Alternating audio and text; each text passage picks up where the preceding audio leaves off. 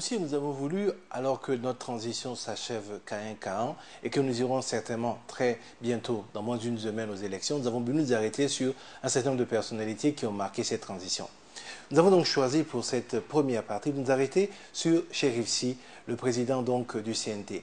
Il est issu du monde de la presse, il est issu du monde associatif et son élection a été un peu, comme dirait quelqu'un, par défaut. Il était candidat pour être président du Faso. Il faisait partie des différentes personnes retenues.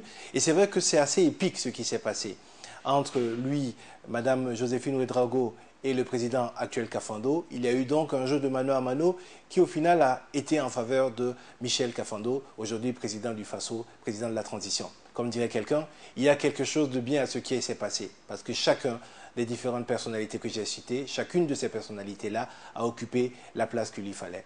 Revenons donc à cet instant. Cherif Sy, issu donc des représentants de la presse, est élu président du CNT. Nous étions donc en novembre 2014, il y a quasiment une année jour pour jour de cela. Et voilà ce qu'il disait ce jour-là. La priorité du CNT, c'est de donner satisfaction à cette volonté de transformation, à cette volonté de changement de notre peuple à travers des textes bien clairs.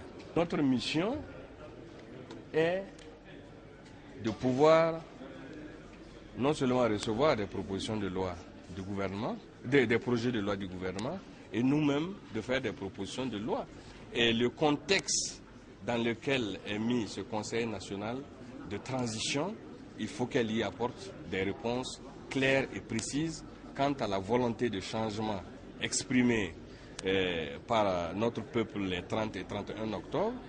Et donc nous allons nous atteler à y apporter des réponses à travers des textes fondamentaux. Il y a eu toute une polémique sur la légitimité ou pas de ce Conseil national de transition. Il y a même eu des polémiques assez ridicules sur est-ce qu'on les appelle députés ou est-ce qu'on les appelle conseillers.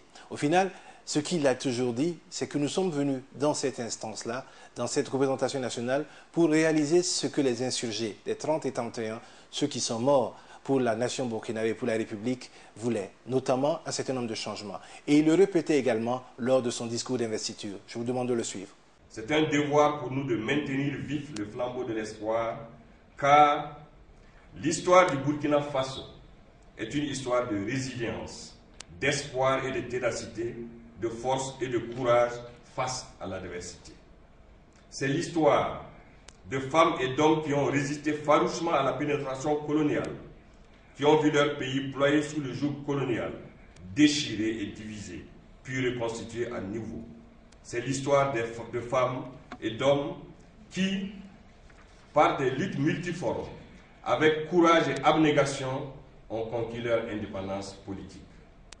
L'histoire du Burkina Faso, c'est l'histoire d'une lutte permanente pour une société où il fait mieux et bon vivre. C'est l'histoire de ces différentes classes et couches sociales qui ont magnifié le travail libérateur et sacralisé l'amour pour la mère patrie. Mais l'histoire du Burkina Faso, c'est aussi cette réalité où une minorité a déstructuré la société, volé, exploité, piétiné, écrasé une majorité au plan économique, politique et social. L'histoire de notre pays, c'est cette volonté de transformation sociale que notre vaillant peuple, déterminé, avec sa jeunesse intrépide, a magnifié en s'insurgeant le 30 octobre dernier. Cherif Sy, c'est bien sûr le président de la transition. Beaucoup de personnes le découvrent et pourtant c'est quand même un habitué de notre scène. Il est présent dans le monde de la presse, il était à l'époque directeur de publication de Bendré. Il est également révolutionnaire parce qu'il a également payé dans sa chair et dans sa vie la cassure qui a eu lieu en 1987 entre le président Thomas Sankara et Blaise Compaoré. Et d'ailleurs, pendant toute cette insurrection-là, les 30, 31, 1er et 2, le grain tenu devant sa porte était devenu quasiment le QG de l'insurrection, car tous ils sont passés au niveau de la société civile et des partis politiques pour discuter et voir ce qui était faisable pour sortir le pays de la situation. On n'a pas beaucoup d'images de lui dans cette insurrection. Alors je vous demande de vous arrêter à cet instant-là. Nous étions le 31 octobre 2014. Il y avait donc ce flottement dans l'air. Qui prend le pouvoir? Et un certain nombre de jeunes s'étaient rendus chez le Moro Naba pour demander Lougué au pouvoir. Il y a eu cet instant de flottement et le Moro Naba fait appel à Cherif Sy qui était présent et lui demande de calmer cette foule-là en attendant que les choses puissent aller. On l'écoute et on le voit à l'œuvre.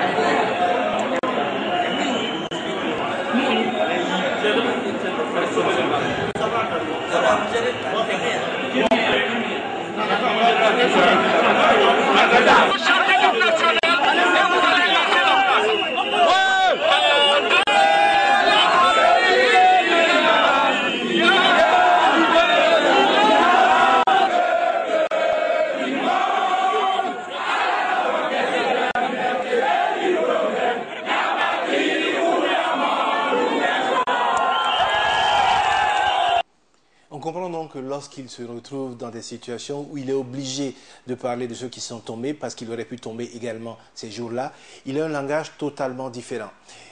Il est, comme beaucoup d'hommes politiques, et d'ailleurs, il se les féliciter pour cela, de mettre Sankara Bénouendé en passant par plein d'autres, notamment également Zéphirine Diabé. Il fait partie de ces insurgés, tout comme Salif Diallo et plein d'autres personnes qui, durant ces 3 ou 4 jours-là, ont été à côté des partis politiques, ont été avec la société civile pour permettre justement cette jonction-là.